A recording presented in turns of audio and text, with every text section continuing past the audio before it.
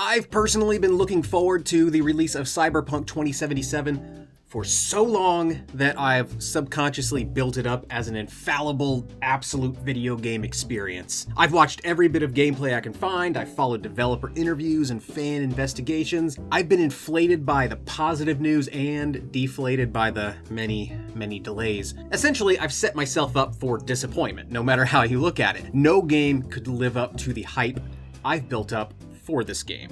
What? This game doesn't cure cancer? How is this even a game? I fully understand that I put myself in this terrible position. I know that. But I've got a theory. I think Cyberpunk 2077 will be rated quite well. In fact, I think it's actually really unlikely, maybe even impossible, that Cyberpunk 2077 will receive a low Metacritic score. Seriously, how long was this game in development? And you're telling me this game doesn't cure cancer? Yeah, right? You try. Does it work for you? Can you get it to cure cancer?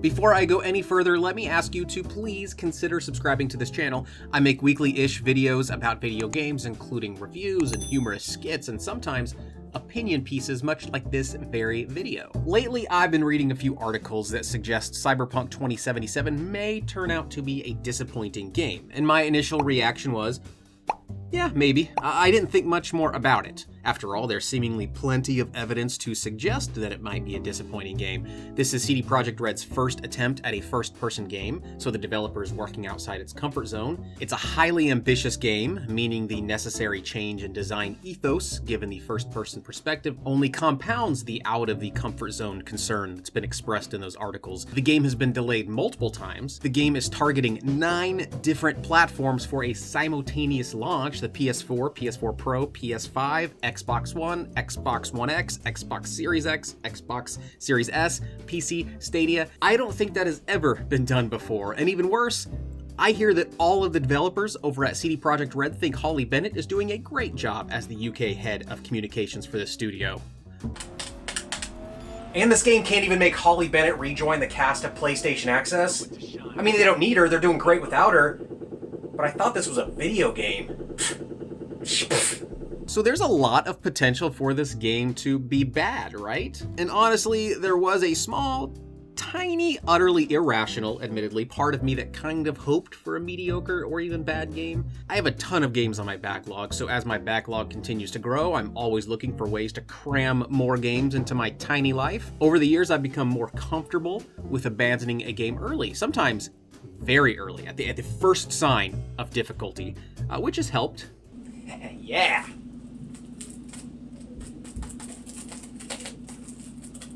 Next! So in prepping my schedule to fit Cyberpunk 2077 into this year-end deluge of gaming goodness, I thought very briefly, you know, if Cyberpunk 2077 is bad, I could abandon it, and then I'd finally get to play Ghost of Tsushima. I could work out. Of course, that's stupid logic.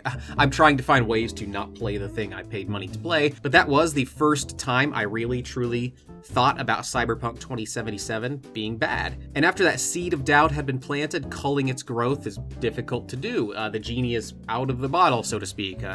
Schrodinger's cat is out of the bag. The toilet has been flushed. Of course, now the game can't even make my jokes funny. This game sucks. But as I thought more about the circumstances of Cyberpunk 2077's development, I determined that actually, I think Cyberpunk 2077 can't possibly be poorly received by fans and even by critics. Let me explain. Normally, I would cite fan-personism as a possible reason why a game with a dedicated, expecting fan base can't fail. I talk a lot about fan-personism on this channel.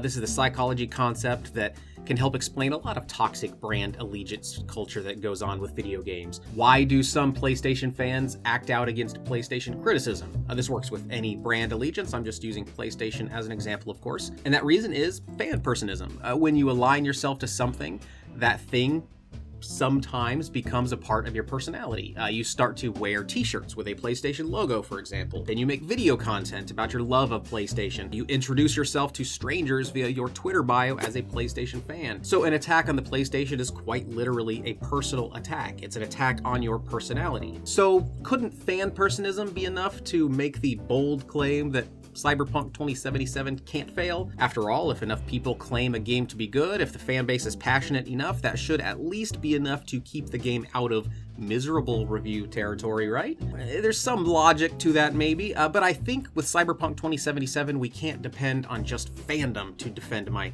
crazy statement that Cyberpunk 2077 will get great reviews, even though I've never played it, so I cannot objectively make such a claim. Why? Because Cyberpunk 2077 is different. Very, very different. All of the reasons cited above that the game could fail are, I think, precisely what would make the game succeed. Let's take the example of the Fallout series. Even Fallout superfans hated Fallout 76 upon its release. Fans of individual franchises are often willing to put their personalities on the line to call out a bad entry in their favored franchise. Now, on the surface, this seems like a direct contradiction of the fan-personism concept, right? A Fallout t-shirt wearing, content creating, Twitter bio mentioning superfan should defend the franchise that's so near and dear to their heart. But we should look deeper and ask, why are Fallout fans okay with hating Fallout 76? I think it's because Fallout 76 is so much different than the prior series entries that had defined their fan-personism. In essence, the idea goes that Fallout 76 wasn't a real Fallout game, and so it's actually quite easy to criticize it. Furthermore, Fallout 76's existence actually helped endear Fallout fans to the once divisive and still somewhat divisive Fallout 4,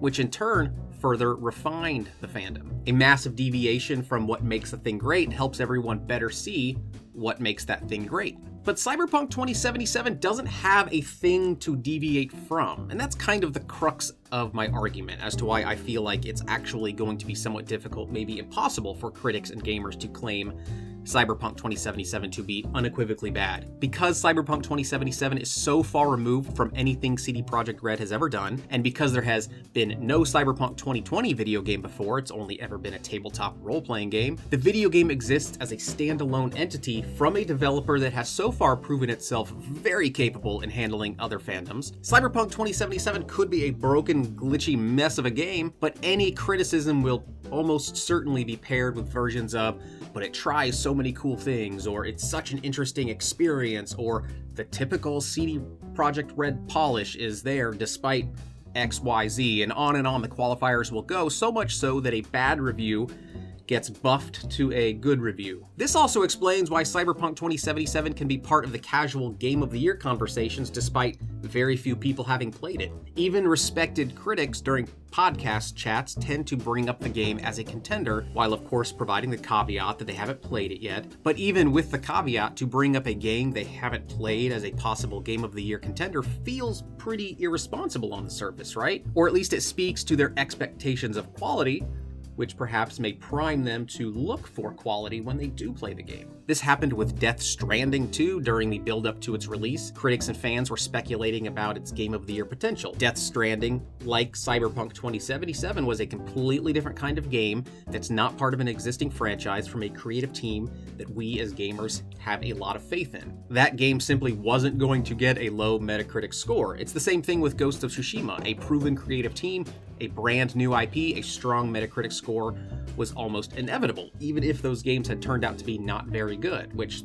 they're great from what I hear. I haven't played Ghost of Tsushima yet, as I mentioned earlier. None of this is to say that the critics or fans are wrong in their approach. They are primed to look positively upon the game. Priming is an incredibly powerful psychological concept whereby exposure to one stimulus influences a response to a subsequent stimulus. Exposure to a creative team's previous strong work means we'll more easily look past flaws in future work because we are primed to see those positives. Pair this with what I mentioned earlier about there being no fan-personism to rally against the game, and priming is even more powerful. And truth be told, the priming here isn't entirely just psychological. A studio's history of good games would imply a future of good games.